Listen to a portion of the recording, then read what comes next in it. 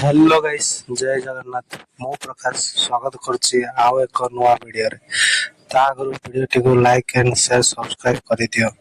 बहुत दिन हला हमर ई चैनल रे कौनसी वीडियो आसी नथला, तेणु करी सपोर्ट टिके करंतु आउ मो चैनल को ग्रो करिया पई सब्सक्राइब कर दियंतु। किछि कहानी एमिति थाए जहार आरंभ एक छोट स्थान आरंभ होइते, ना सेठी कैमेरा थाए ना ताली बाजे, बास सेठी गोटे बड़ स्वप्न थाए। सेही स्वप्न को वास्तव रे सत्य करिबा पई चेष्टा चली थाए। एई कहानी होची महेंद्र सिंह धोनीकर। आपण माने कहानी जानिबा आगरो एमएस धोनी अनटोल्ड स्टोरी रो एक biopic Sushant Singh Rajput movie Dhoni lifestyle विषय जानी। मु आज ता सहित किछि अनेक कथा कहवाक जाऊँगी, आपण माने जानी नथिबे। तो चलतु वीडियोटी को स्टार्ट करिबा। कथा होची 7 जुलाई 1981 झारखंड रो साधारण परिवार रे जन्म होइथिले महेंद्र सिंह धोनी। तांको बापा थिले जने मेकन लिमिटेड कंपनी रो जूनियर मैनेजर। बापा थिले पवन सिंह, माँ थिले देवकी देवी। किंतु से माने मिडिल क्लास रो बिलोंग करुथिले। किंतु फिल्म रे आउ गोटे कथा मध्य कुआ जाय नै। धोनीकर जने बड़ भाई थिले जार नाम नरेंद्र सिंह धोनी। महेंद्र सिंह धोनी ठारू 10 वर्ष रे बड़। एमएस धोनी गोटे बड़ भौणी मध्य थिले, जाको आपण माने फिल्म रे देखिछंती, जार नाम जयंती गुप्ता। धोनी मिडिल क्लास परिवार रो बिलोंग्स करुथबारु आरंभरू से क्रिकेट खेलु नथिले, बरं से फुटबॉल खेलुथिले। से गोलकीपर थिले, किंतु गोटे दिन स्कूल रो स्पोर्ट टीचर केशव रंजन बानर्जी धोनी को देखि क्रिकेट टीम रे तांको खेळाई थिले। एठारू आरंभ होइथिला क्रिकेट जर्नी। ଏହା को फिल्म रे मध्य रिप्रेजेंट कराइथिला। धोनी को फैमिली रे क्रिकेट खेलिया पाई केही मध्य पसंद करू नथिले, केही मध्य सपोर्ट करू नथिले, किंतु तांको बड़ भौणी तांको खूब साथ देइथिले। स्कूल रे धोनी को प्रदर्शन देखि तांको प्रथमे कोच बिहार ट्रॉफी अंडर 19 रे स्थान देइथिले, जोथिरे से 9टी जाक मैच रे 5टी हाफ सेंचुरी, 7टी स्टंपिंग, 17टी कैच धरिथिले, 488 रन करिथिले। तापरे धोनी को सीके नायडू ट्रॉफी रे ईस्ट जोन रे अंडर 19 रे खेलिबार सुजोग दिया जायतिला। एथिरे तांको प्रदर्शन ठीक ठाक थिला। आपण माने फिल्म रे देखिथिबे जे धोनी को स्ट्रगल टाइम रे तांको सांग माने साथ देइथिले। रियल लाइफ रे मध्य तांकर बहुत सांग अछंती। सबुटु प्रथमे परमजीत सिंह, जाको धोनी चिंटू भाई डाकंती।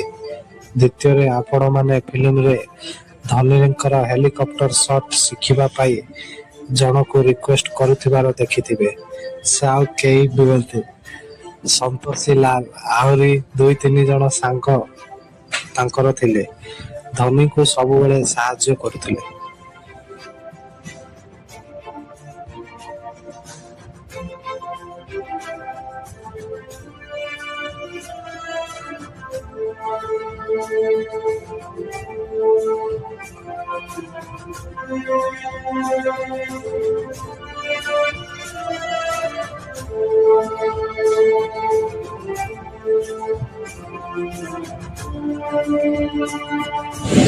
धोनी बिहार रे रणजी ट्रॉफी खेलिथिले, किंतु से समय रे तांको के चिन्हि नथिले। किंतु सिलेक्टरଙ୍କ नजर रे एक स्पेशल स्थान तैयारी करथिले।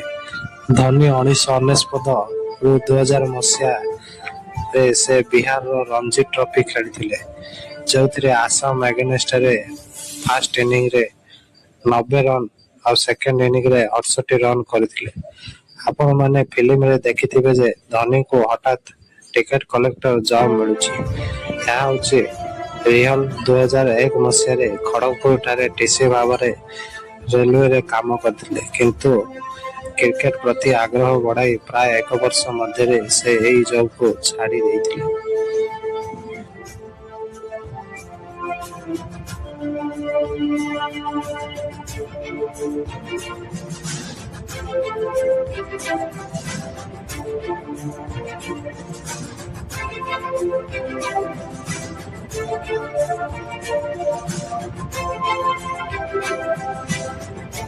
ଧୋନିଙ୍କ ମୁଭିରେ ଆପଣମାନେ ଦେଖିଥିବେ ଯେ ଟର୍ଣ୍ଣିଂ ପଏଣ୍ଟ। ଧୋନିଙ୍କ କଣ୍ଟ୍ରୋଭର୍ସି ରିଅଲ ଲାଇଫରେ ଧୋନି କ୍ରିକେଟ କ୍ୟାରିୟର ଆରମ୍ଭ ବେଳେ ଧୋନି ପ୍ରେମରେ ପଡ଼ିଥିଲେ, ଯାହାଙ୍କ ନାମ ଥିଲା ପ୍ରିୟଙ୍କା ଝାଂସି। ଧୋନିଙ୍କ ଲାଇଫରେ ସେ ସବୁ କିଛି ଥିଲେ, କାହିଁକି ନା ଧୋନି ଷ୍ଟ୍ରଗଲ ଟାଇମରେ ତାଙ୍କେ ସାଥ ଦେଇଥିଲେ। କିନ୍ତୁ 2002ରେ କାର ଆକ୍ସିଡେଣ୍ଟରେ ପ୍ରିୟଙ୍କାଙ୍କ ମୃତ୍ୟୁ ଘଟେ। ତାଙ୍କ ଲାଇଫରେ ଏଇଟା ହିଁ ଟର୍ଣ୍ଣିଂ ପଏଣ୍ଟ ଥିଲା।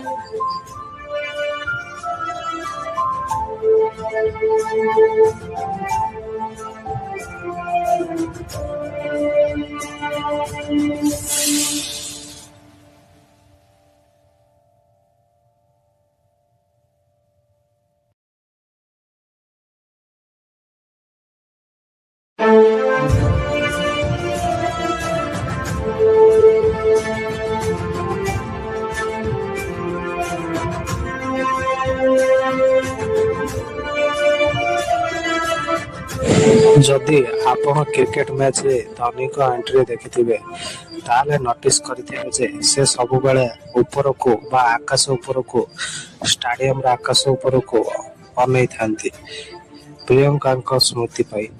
କଥା ହେଉଛି 2004 ଆଉ 2005 ମସିହାରେ ଧୋନି ଇଣ୍ଡିଆନ ଟିମର ସିଲେକ୍ଟ ହୁଅନ୍ତି। ପାକିସ୍ତାନ ଓ ଚାଇନା ଏଗେନେଷ୍ଟରେ ମ୍ୟାଚ୍ ଖେଳିବାକୁ ଯାଆନ୍ତି। ଏଠାରୁ ସେ ପ୍ରୁଭ୍ କରି ଦେଖାଇଥିଲେ। 2004 ଡିସେମ୍ବର ବାଂଲାଦେଶ ଏଗେନେଷ୍ଟ ମ୍ୟାଚରେ ଧୋନିଙ୍କୁ ଡେବ୍ୟୁ କରାଗଲା, ଯେଉଁଠି ସେ ଫାଷ୍ଟ ବଲରେ ରନ୍ ଆଉଟ୍ ହୋଇଯାଇଥିଲେ। କିନ୍ତୁ ନେକ୍ସଟ ମ୍ୟାଚରେ 148 ରନର ଏକ ଦମଦାର ସ୍କୋର କରିଥିଲେ। ଏହି ମ୍ୟାଚ୍ ପରଠାରୁ Dhoni vintage look helicopter shot ସହିତ ଦର୍ଶକମାନଙ୍କ ସହିତ ପରିଚିତ ହୋଇଥିଲେ।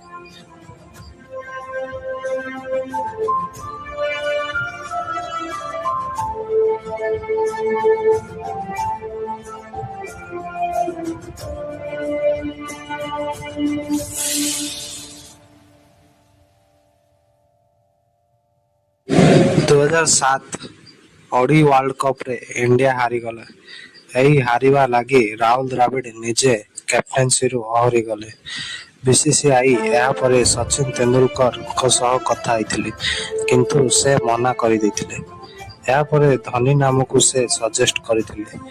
ତାଙ୍କୁ 2007 ମସିହାରେ ୱାର୍ଲଡ କପ୍ ମ୍ୟାଚରେ କ୍ୟାପ୍ଟେନ୍ସି ଦିଆଗଲା, ଆଉ ସେ ପ୍ରୁଭ୍ କରି ଦେଖାଇଥିଲେ ଯେ ଗେମ୍ ପଛରେ ଠିଆ ହୋଇ କେମିତି ଜିତାଇବା ତାହା ସେ ଜାଣିଥିଲେ।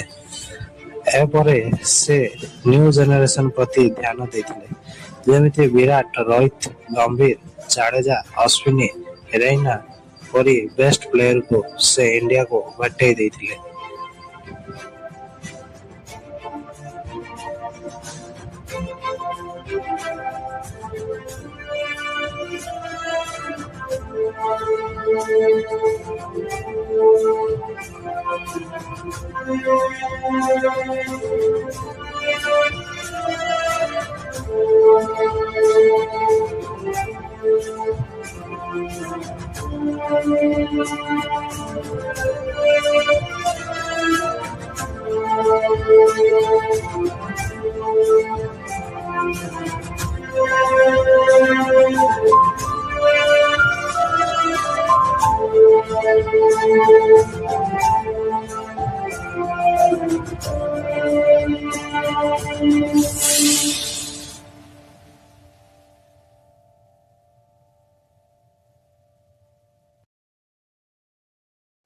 ଡିସେମ୍ବର 2007 ଆପଣମାନେ ଫିଲ୍ମରେ ଦେଖିଥିବେ ଯେ ଧୋନି ଗୋଟେ ହୋଟେଲରେ ଷ୍ଟାଫକୁ ନିଜ ଆଇଡି ପ୍ରୁଫ୍ ଦେବାର। ସେ ଲେଡି ଷ୍ଟାଫ୍ ଆଉ କିଏ ନଥିଲେ, ସେ ଥିଲେ ସାକ୍ଷୀ। ପ୍ରଥମେ ଧୋନି ଓ ସାକ୍ଷୀ ପିଲାବେଳେ ଗୋଟିଏ ସ୍କୁଲରେ ପଢୁଥିଲେ। ଏହା ଫିଲ୍ମରେ ଦେଖାଯାଇ ନାହିଁ। ଏଠାରୁ ଷ୍ଟାର୍ଟ ହେଲା ତାଙ୍କ ରିଲେସନସିପ୍, ଆଉ 2010 4 ଜୁଲାଇରେ ମ୍ୟାରେଜ ମଧ୍ୟ କରିଦେଇଥିଲେ। 2008 ମସିହା ଧୋନି ଆଇପିଏଲର ଡେବ୍ୟୁ।